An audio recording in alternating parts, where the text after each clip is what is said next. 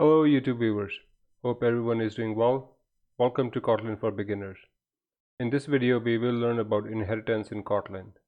Let's open IntelliJ IDEA and use the same Hello World project we were using in the previous video. I already have the IDE open to save some time and I'm using the same Hello World project. Kotlin fully supports the traditional object-oriented inheritance mechanism. Let's look at the examples. Let's declare a class and add few properties and a method to it. Open class base employee. Let's add properties to it where id int equals 0, where first name of type string blank, where last name of type string equals blank. Let's declare a method as well which returns the concatenation of first name and last name. So open fun get full name, return string,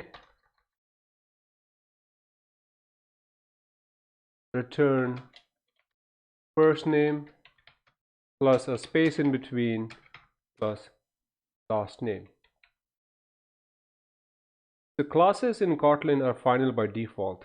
If you want to allow class inheritance, mark the class with open modifier.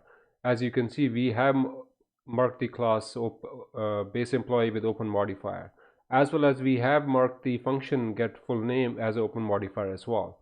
So let's create a child class employee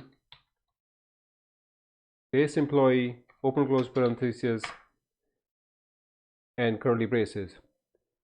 A class inherits a superclass when you specify colon and superclass name and open close parenthesis. Open close parenthesis here indicates that the default constructor of the superclass will be called. To override a method, we use override modifier.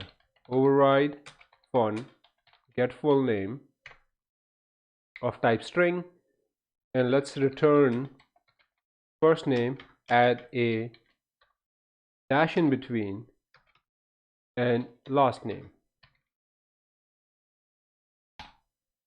Let's create an instance of employee class val employee of type employee and initialize it employee. Let's set the first name and the last name. So employee dot first name equals John, employee dot last name equals Smith, and now let's print the first name and last name using the get full name method. Print ln employee dot get full name. Let's run by hitting this play button here. It might take a little bit longer because this project has not been built yet, so give it a few minutes or a few seconds in this case, and you'll see the output here as John Smith with the dash in between John and Smith. So that's how you declare classes which inherit from a superclass, and that's how inheritance works in Kotlin.